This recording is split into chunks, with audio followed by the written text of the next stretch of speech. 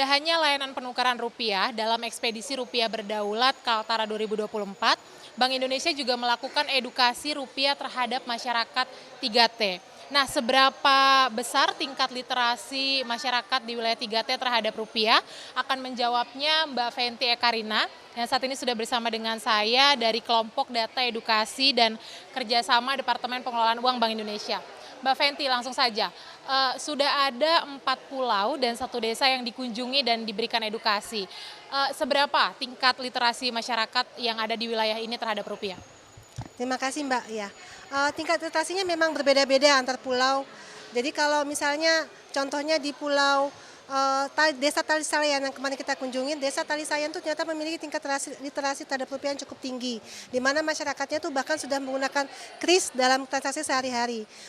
Namun di Pulau Sebatik, Pulau Maratua misalnya itu tingkat literasinya masih perlu ditingkatkan karena mereka tuh masih belum memahami ciri-ciri uang rupiah terutama yang tahun emisi 2022. Kemudian di Pulau Derawan, mereka memang sudah memahami dan sudah mengenal uang rupiah tahun emisi 2022. Namun memang masih banyak masyarakat yang belum pernah melihat uang rupiahnya. Nah, kalau di Pulau Bunyu ini yang menjadi masalah adalah banyak yang belum kenal tingkat uang rupiah yang baru emisi 2022 dan juga yang belum paham cara merawatnya, gitu. Berarti kalau dalam edukasi biasanya apa saja poin-poin yang disampaikan kepada masyarakat? Ada 3 poin yang kami sampaikan, yaitu pesannya di kami ini adalah cinta, bangga, paham rupiah. Dengan cinta maka kita mampu merawat uang rupiah. Kita kenal uang rupiah, kita rawat dan kita jaga uang rupiah. Dengan bangga maka kita menggunakan uang rupiah sebagai simbol kedaulatan kita dalam transaksi sehari-hari. Kemudian dengan kita paham rupiah maka kita menggunakan uang rupiah secara bijak, sesuai belanja sesuai kebutuhan, dan kita mengutamakan produk-produk dalam negeri. Jadi 3 pesan ini yang kami sampaikan ke masyarakat. Yang terus disosialisasi ya.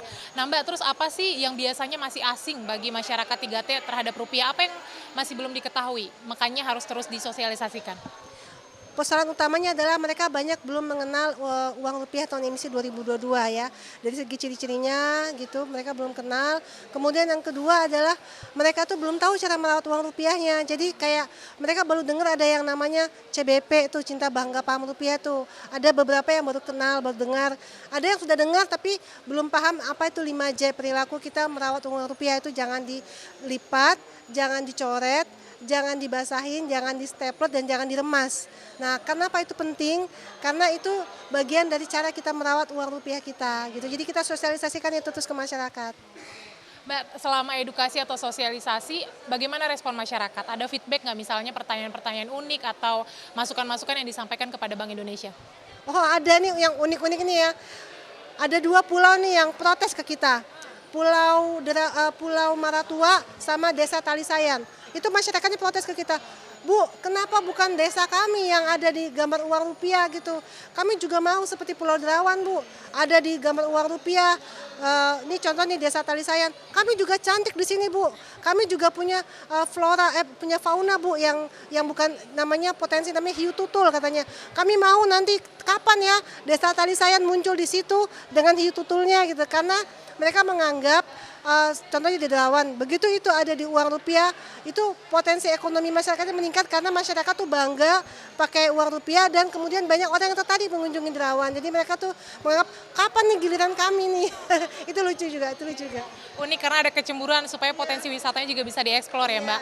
Nah, kalau dari perjalanan ERB tahun ini Mbak, apa temuan BI yang jadi masalah utama banyak masyarakat yang literasinya masih rendah terhadap rupiah? Apa sih persoalan utamanya Mbak? Ya, mungkin gini, kalau kami melihatnya memang karena kondisi geografis kita ya, yang tersebar berupa berbagai kepulauan, kemudian yang kami kunjungi kan memang daerah 3T ya, yang terdepan, terluar, terpencil, memang itu kendala yang menyebabkan kenapa distribusi uang rupiah itu memang belum semerata seperti yang ada di pusat di Pulau Jawa secara khusus. Makanya kami secara rutin melakukan IRB ini untuk ke daerah 3T. Selain juga dengan jangkauan dari kas-kas titipan yang ada di daerah-daerah yang tidak bisa kami jangkau secara langsung. Dan secara rutin juga teman-teman kami di kantor perwakilan yang di daerah membawa daerah setempat juga melakukan remise untuk mendistribusikan uang rupiah ke masyarakat. Dan yang paling penting adalah terus-menerus melakukan sosialisasi cinta bangga paham rupiah ke masyarakat. Berarti ada kendala jangkauan geografis tadi ya Mbak Fenty. Siap, terima kasih Mbak Fenty, semoga apa yang dilakukan BI ini bisa efektif untuk menumbuhkan CBP tadi. Terima kasih. Ya, saudara, memang wilayah 3T ini perlu menjadi perhatian khusus termasuk soal edukasi rupiah, karena jangan sampai nantinya masyarakat yang berada di perbatasan atau wilayah 3T lebih familiar menggunakan mata uang asing untuk bertransaksi dibandingkan dengan menggunakan rupiah. Dian Silitonga, Bondan Wicaksono, Kompas TV, Kalimantan Utara.